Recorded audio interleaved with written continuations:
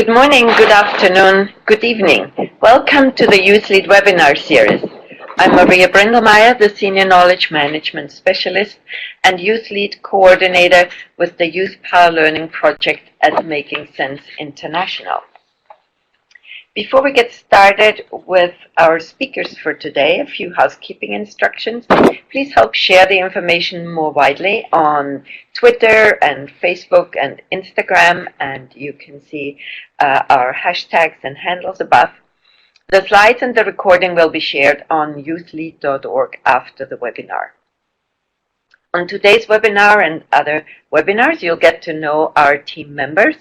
I'm the one on the left, and you can see Abolaji Omitugon and Ikena Anyadise, two Atlas Core Fellows from Nigeria who focus on knowledge management and communications for both youthlead.org and youthpower.org, including content maintenance and webinars.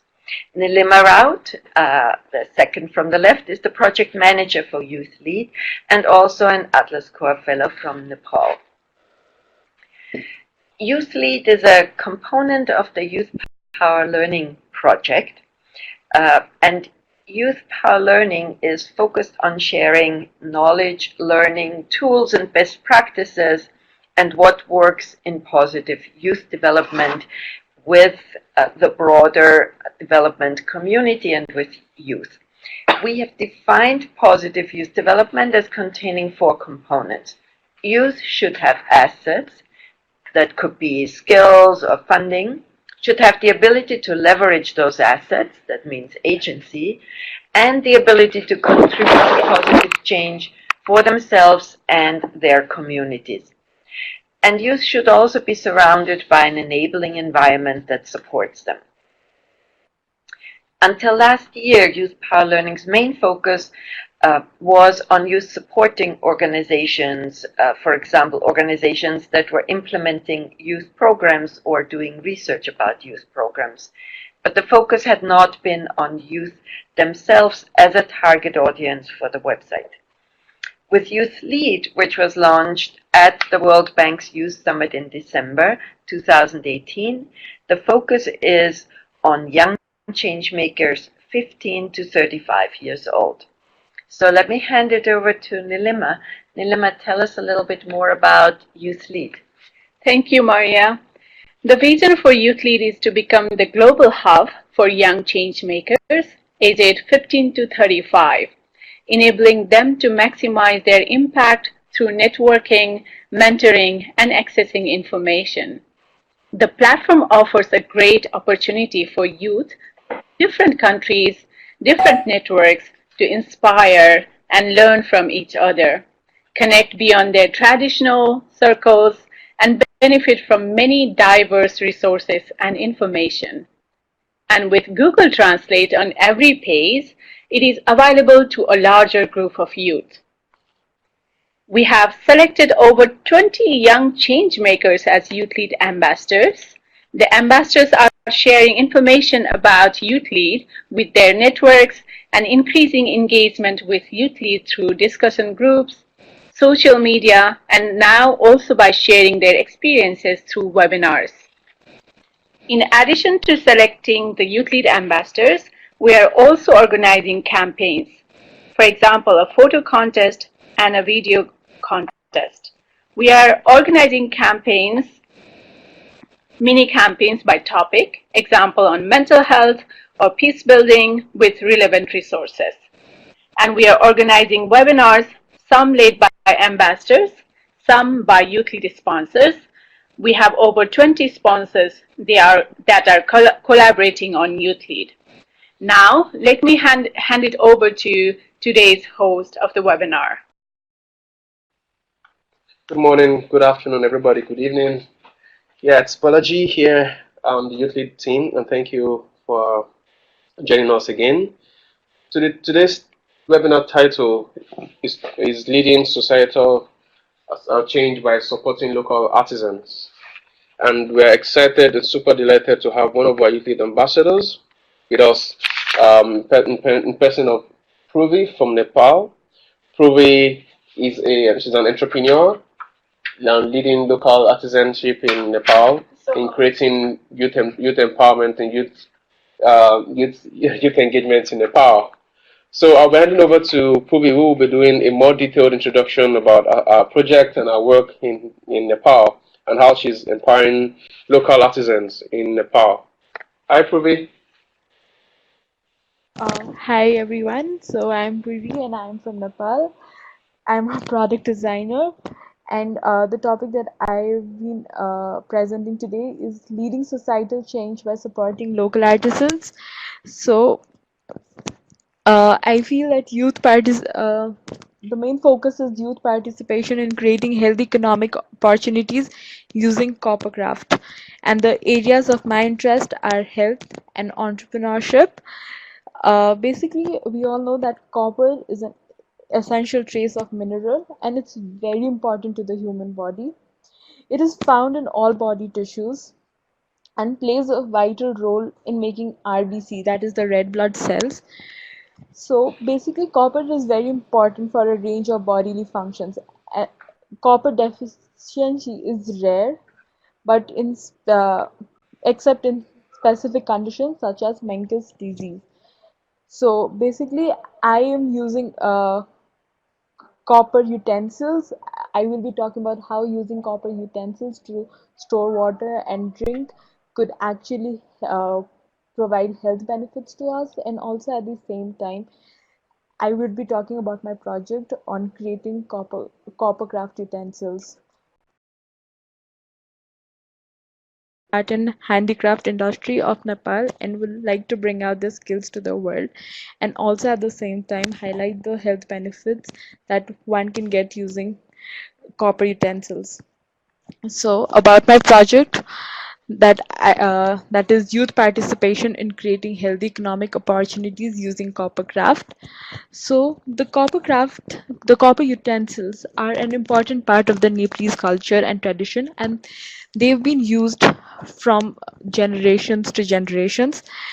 But the most unfortunate part is that people are not aware about the copper utensils and the health benefits that one gets from drinking water.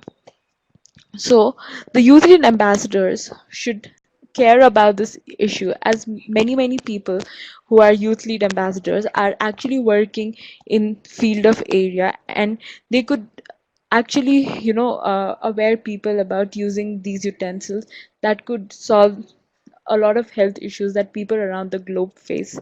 So I am designing, as a product designer, I am designing contemporary copper utensils so that I can bring out its health benefit and also uplift the standard of living of the artisans who've been involved in this craft for generations in Nepal.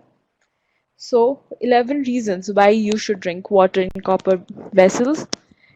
First, it helps with weight loss. Second, it keeps you young and beautiful and handsome, helps you heal faster. So if you have any sort of wound and all, you drinking water from the copper utensils could actually help you heal faster. It regulates the thyroid gland. It cuts down cancer risks, regulates melanin production, helps fight anemia, prevents digestive disorders, boosts cardiovascular health. It also regulates brain function, reduces arthritis pain. So these are the 11 reasons why copper drinking water in copper vessels could actually be healthy for us. Next, absolutely all right. Yeah. When I was doing my graduate degree project that started in January 2019 for my undergraduate research project.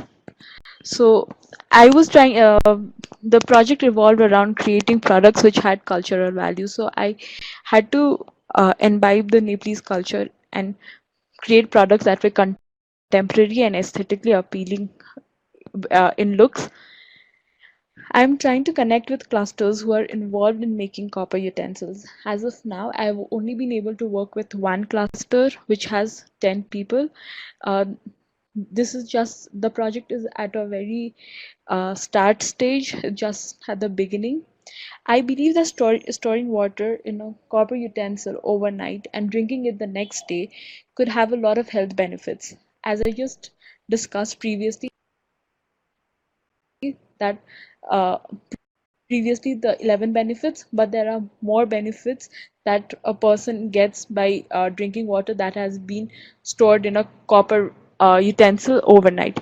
I'm trying to create modern and aesthetically appealing products so that people buy these products, and when people buy these products, it is able this is directly proportional to bringing in change in the lives of artisans who actually make these products in Nepal.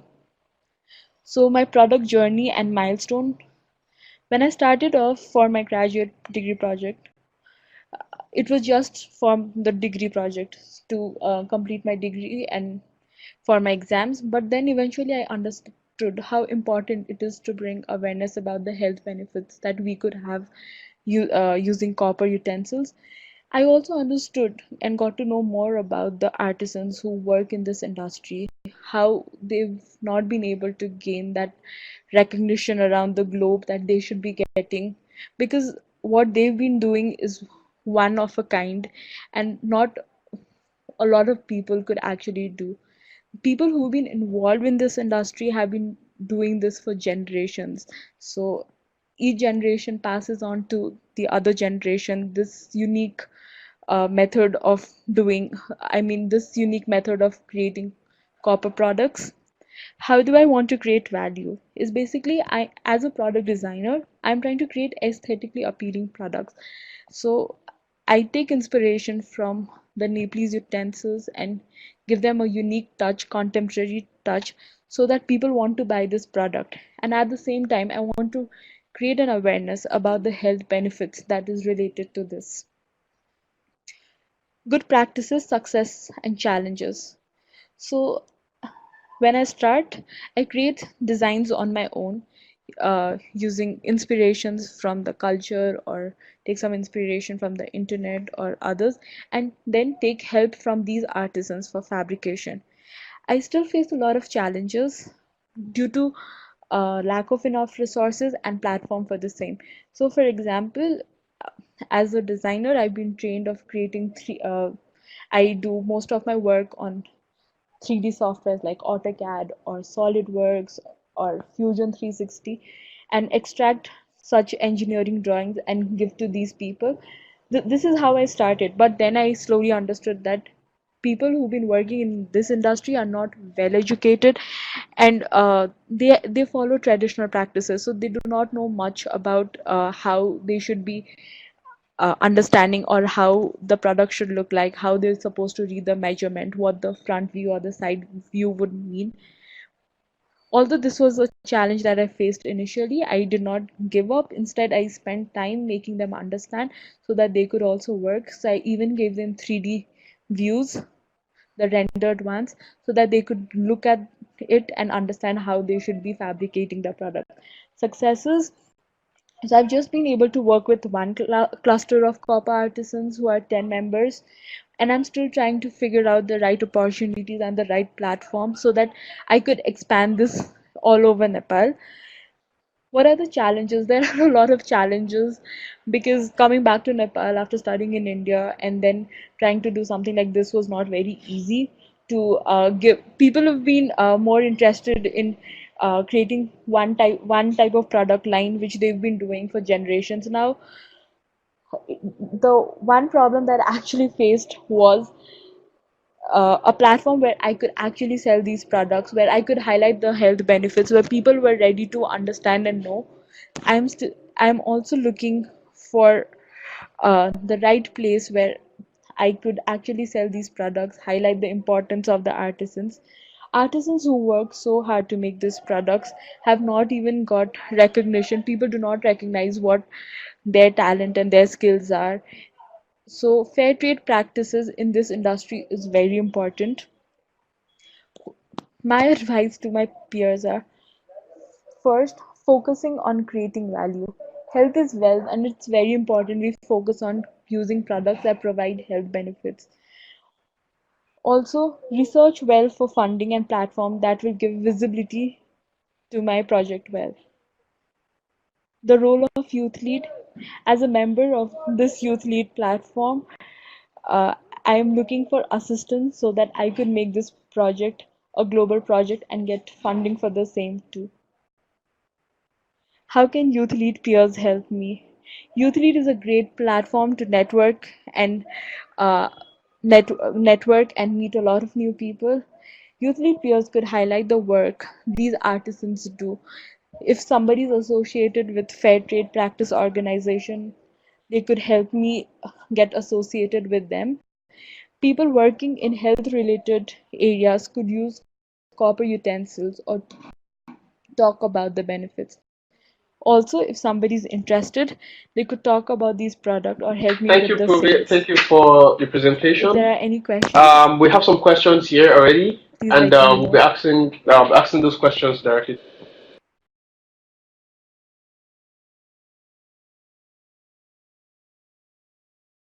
Question is, how did you? Yes, we questions from some of the audience here, and some of the questions we've gathered from our resource pages. So the first question is, how did you find the artisans, and who is training the artisans, and who develops designs for the containers? Uh, so basically, this industry is a very this practice has been carried on in Nepal for years. So the designs that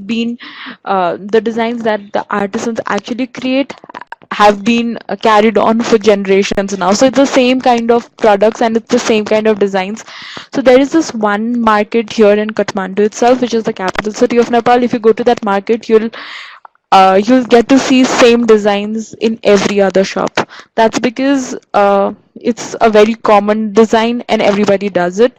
So I also went to the market, tried asking people to help me fabricate, and that's how I got hold of this design of this artisan.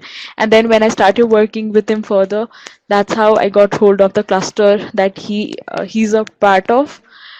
So my design was an inspiration from the Nepalese culture, and I actually did a lot of ideation and uh, changing and all of that, and I was only able to prototype it. I have not mass manufactured it for selling. My project is still at a prototype level.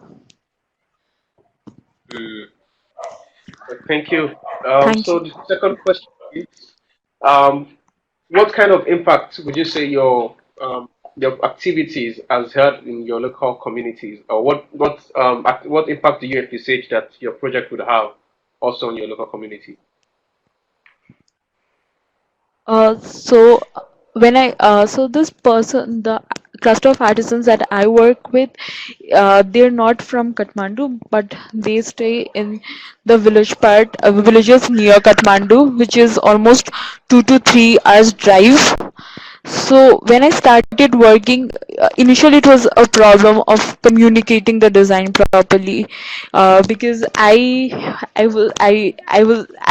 would look at things from a designer's point of view, or how I was trained all the years in design school, like create AutoCADs or create renders and try to give them, but that's not how it works. Eventually, I also had to learn few things from them about how they work, and even they also learned a lot of things. There are a lot of techniques that goes into copper techniques, and although copper craft was done, it was more like a handicraft, but now we could actually even use machines, and it could be machine made as well. So there are differences uh, that is there in the looks of the product. So I had to understand all of those, and the artisans were also interested in learning from me the different ways of understanding how designs are created, and they were interested in working with me because that was something different that they could learn. They hadn't really done something like that in the past. They'd been creating those same kind of designs for years and years now. So it was a very positive feedback that I got, and that is the only reason why I was encouraged and I had this thought of working further on this project. Thank you. Mm.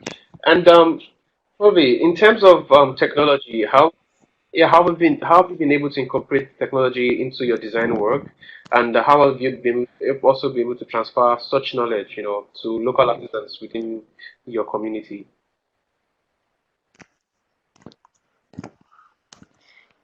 I used AutoCAD and Fusion 360.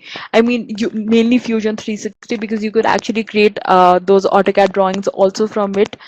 So I would just generate it, and for when I first started off, I just gave the artisan that. But then he had a lot of questions about how it would look on the side, or how to go about the measurements and all of that. So later on, I actually, explained it to him, showed him the 3D. I would revolve it, and I would even render it and show him how it should look like if a shadow gets formed, how it is, how it looks. So all of these processes actually helped me understand what I wanted, help them understand what I wanted, and help me understand how I should convey them so that the product could actually come the way I wanted. Oh, this was really interesting, to see how, for example, you've been able to empower or even the local artisans to be able to use technologies in infusing their or in influencing their designs. So our last question would be, what has been that moment of inspiration, that has kept you going, on the journey of entrepreneurship? I can imagine, being an entrepreneur, it's a hard journey. But then what would you say has been, that motivating factor or that inspiring factor that's kept you going on this journey?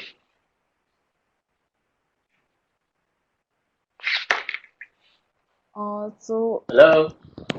uh, like you just asked in the first question as to how I first got hold of the artist. Hello, can you hear me, Abulaj? Yes, please go ahead. Yeah. The first question that you asked me, the first question that you asked me as to how I got hold of the first artisan, that was the actual problem.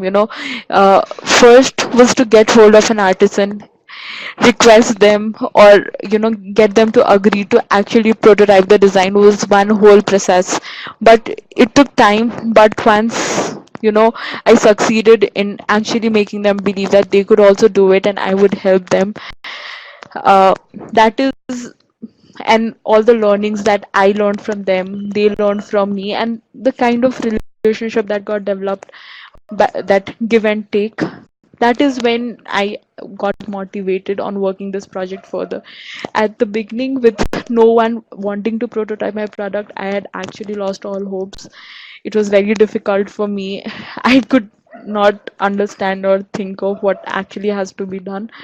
But that one artisan who was ready to help me and do and redo the product, come travel all the way from his hometown to Kathmandu, that is what motivated me and made me realize that I would be wasting my talent and skill and my education if I was not able to do anything for them. So this is why I decided to actually help them and also bring out their talent and skill and help them get the right recognition so that they could uplift their skills and also uplift their standard of living. Mm. Thank you very much, Puli. And Thank you. what would you say has been the greatest challenge so far, this process also? Like you said, I heard you talk about, funding issues, or also about accessibility to the market. And how are you also overcoming this challenge?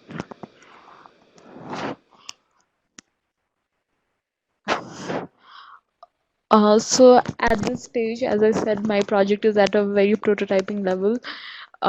I've been looking to associate myself with the right organization or the right platform in Nepal or around the globe where I could actually design my products and sell, because that is the only way I could actually bring in change in the life of those artisans. And at the same time, I could, speak about the health benefits that these products have. Also, to start off, to prototype, it was because to prototype was for my graduate degree project. It was not a problem, but if I want to start it as a business and go up till a level.